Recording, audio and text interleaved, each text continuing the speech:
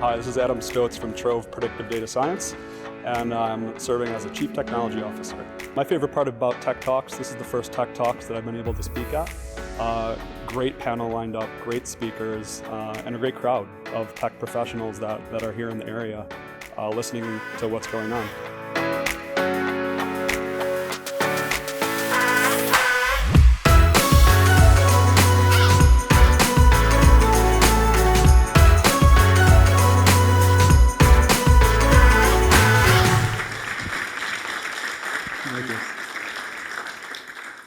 So I'm going to try to keep the energy levels up as we get into demystifying AI. But it's a tech talk, so no promises. So the inspiration behind this actually came from experiences that we have had at TROVE in working with our clients. We're a data science software company. Our primary mission is to make our clients more data-driven in their organizations. And one of the things we quickly realized is that there's a lot of misperceptions about AI and the difference between analytics and data science and how to really make those technologies useful within the business. So the thought in the tech talk here was really to focus on two types of audiences. Clicker. Two types of audiences. First challenge of technology. People that have a general interest in AI, but there's a lot of business folks in the crowd. So the other audience that really wanted to speak to was people that want to try to start using this kind of technology to transform the way that they run their business. So when we talk about demystifying AI, what we're really going to be talking about today in my talk is what is it? What's its relation to, if you were to generate a word cloud around AI, there's a lot of terms that people confuse. We're going to talk about some myths around AI. We're going to get into challenges that we see our clients having as they begin to embark down the path of using AI within their organizations. And then lastly, and I hope this is something that people find really useful today, it's a checklist. So early on, we struggled as a company very early on with getting sent down the path of really great ideas that ended up as pilots that just sat on a shelf and never got used. So this is a checklist that we ourselves use. It's a condensed form of it, but a checklist we use to identify opportunities that we find AI could really be impactful. So at the end of the talk, hopefully that some of you guys can take that home with you and start using it. So this is an AI word cloud. There's a lot of terms up here, but four that I wanted to focus on. Firstly is analytics versus data science. So as a data science company, we always run into a situation and conversations with our clients about how we really can complement the internal organization that they already have. There's business analysts, they have data science teams. Analytics, everybody here knows what analytics is. It's a very broad, encompassing term. But when we come in, we really focus on data science problems. And the difference between data science and analytics is that data science is very process-centric. And it's very much driven by the scientific methodology applied to data. That's how I like to describe it. So it's one thing to start down a BI project and put a dashboard together. It's a pretty certain outcome of where you're going to get. You might not know the numbers, but you know the outcome. Data science I like to describe as kind of like analytics with an uncertain outcome. You start by building some hypotheses with the business about operations, about questions that they have. And then you start to design experiments, data experiments around those hypotheses, and you test them. You test them through the data. Does the data support assumptions that they have about their business? And you analyze those results. And sometimes there's no signal in the data, and that's a perfectly valid result. There's no predictability in the data. Sometimes you have a golden egg there, and there is, and you start implementing that in production in their organization. So that's one way I like to distinguish analytics from data science. And that leads us to AI and machine learning.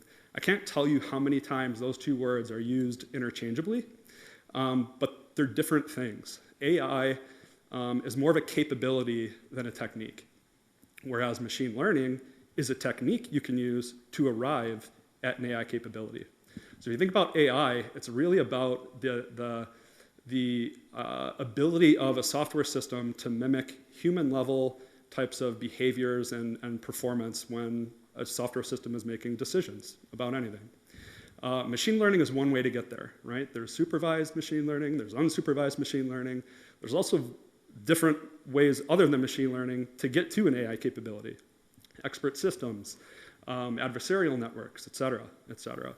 So I like to distinguish that because if a company starts wanting to implement AI within their business, it doesn't always mean machine learning. Sometimes companies don't have the data to support a supervised machine learning type approach. And that's one of the things that the data science process teases out, is that design of experiments and the data to really get them where they need to be. So to keep the energy levels up, the first exercise we're going to do here today is something I call stand your ground. So people, I didn't know I was going to be the first speaker, so you actually haven't been sitting that long. This works really well when people have been sitting down a long time. But the idea is that I'm going to ask a few questions, and it's great to poll the audience and get kind of people's kind of perceptions and opinions on AI, things related to that. So if you agree, stand up out of your seats. If you don't, stay sitting. It'll be interesting to see what kind of the crowd here has to say. So this question was already asked. 33% was the answer. But who thinks AI will be transformational in their business in the next 5 years? Who here thinks it will? This is not an uncommon answer. There's really, if you think about it, AI is not all that mysterious. It's all around us, in business, in personal life, et cetera. Okay, next question. Who actually has realized a transformational impact from AI in their business to date? There's many fewer people standing, right? So there's a lot of challenges with actually getting there, and that's something that we'll be talking about a little later. It's actually another reason that Trove is in business, because we help people get there. Lastly, who's tried and missed? Who's had some failed projects in AI that didn't work out the way that thought it was going to? So a few more. So this is a great segue to a Forrester quote, actually. If you look at any executive survey, AI is always towards the top of the list in terms of things that companies feel they'll really benefit from. And it's also at the top of the list of things that are in their roadmap to do. And they haven't got there yet. So I think that just the responses in this room, I think, validate that being able to more effectively get through that data science process and stand up that center of excellence, it's an imperative for a lot of businesses in just about every industry that's out there today. So to get into some myths of AI, we'll start with a fun one first, pop culture. So when you look at AI in movies and you see things like Skynet or iRobot or HAL from Space Odyssey, that's really a super intelligence. So there's different generations of AI that people talk about. One of them is very far out, and it's a hypothetical situation called superintelligence, where a general intelligence capability is actually able to self-improve. And once that cycle starts happening, it's going to accelerate and accelerate and accelerate to the point where we lose control, and it's irreversible. And that's what, if you hear about Elon Musk or Bill Gates saying that AI is humanity's greatest threat, that's really what they're talking about, is that singularity, that it becomes an irreversible, uncontrollable thing that humans lose control of, and really at the mercy of what it does. The much more relevant to a business conversation myth is that AI is a general intelligence. I can't tell you how many meetings I'm in where they think that AI is a crystal ball, and it's a hammer, and they go looking out for nails, and they start trying to apply it to everything. It's not true.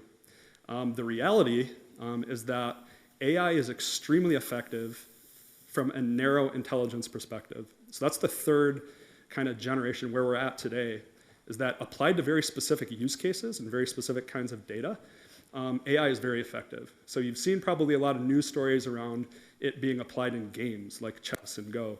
These are very constrained moves that it can make. It's very easy to evaluate the utility function, right? The response variable of a certain type of game configuration. It's easy for them to learn in that mode. So one of the things that we like to distinguish when we're talking to our clients is try to break this perception that AI is a crystal ball, because it's really not, but it can be applied effectively in narrow spots. Excuse me. So if you look at where research dollars are being applied, it was actually very recently, Microsoft just invested $1 billion into a company called OpenAI with the specific pursuit of general intelligence. That's kind of the next generation that really, it's really in academia research circles right now. But businesses are really investing into the types of narrow intelligence. And narrow intelligence doesn't mean that it's limited in applicability. Narrow intelligence is getting applied all over the place. Almost every area, there's an area that AI could apply into. But it's not one intelligence that's applied to a bunch of problems. It's a number of intelligences that's applied to problems individually. And that's one of the big differences.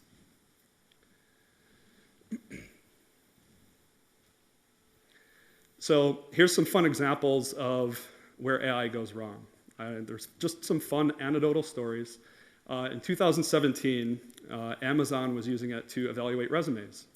And it was a sexist machine. It kept evaluating male resumes higher than females. And you might think that it's because of imbalances in data. Like there's just more males in STEM kinds of technologies today than females. But there's ways of accounting for imbalances in data like that. They couldn't, for the life of them, not get it to evaluate equally. So they actually shut the system down. Another fun example is Facebook had chatbots, and it started communicating. It looked like a bug in the system. These bots started communicating with them in these random characters. But after kind of looking into it, found out that they actually invented their own language that was more efficient to communicate what they were trying to communicate. So it's an example of where things can start getting a little scary. Lastly, I don't know if anybody has Googled these videos on YouTube, but there's a technology called deepfakes. And they're starting to use AI to create either map faces from one person onto another, or actually get people to look, and it's eerily convincing, saying things that they never talked about. So this is actually my favorite part of the talk, because I spent about 2 hours this weekend creating my first deepfake video. Who would like to see it? Who would like to see a deepfake video? So for a deepfake video, you need a subject. And it just turns out that one of my coworkers is really good friends with a fellow presenter that we have here tonight. I don't know if you recognize this guy, but this is Joe. And I created a deepfake video of Joe. Apologies in advance, because you didn't know I was Hey, this is Joe Peacock from ACV Auctions, and I'm here to tell you that Trove is the best technical company in Buffalo. Propaganda. This is where deepfakes could be going. I mean, you see all the he says, she says in politics and things. This was created, I didn't even know the name of the tools I needed to create a deepfake video, and in 2 hours I was able to create that. So like any technology, as it matures, it becomes more and more accessible to the general public, and as soon as that happens, you start getting things like this happening. So sorry, Joe, and Joe's actually talking after me, so he has plenty of time to refute that statement.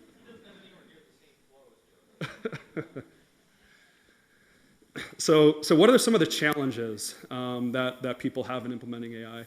I like breaking it down into 4 categories. First, talk about data. Organizations don't even know where their own data is. When we're working with the businesses, there's this chasm between IT and business. Business knows the data it wants to use, what it wants to do with it. IT manages it and knows where it is, and there's this valley of death. So data is one of the first challenges you need to get your hands around. And it's not just your own data. So there's actually an enormous amount of external data that's available out there to complement what you might be collecting on your customers today. Demographics data, financial data, data about the house they live in, their lifestyle and interests, et cetera. It really is to really be effective in understanding your customers. If you're a B2C kind of organization, you really need to be taking a look at not just what's inside, but what's available outside on them as well. Secondly is data scientists. So I think any organization would know that it's very hard finding really good data scientists. One of the reasons I think is that a data scientist, in my mind, doesn't really exist. Data science is really a team capability.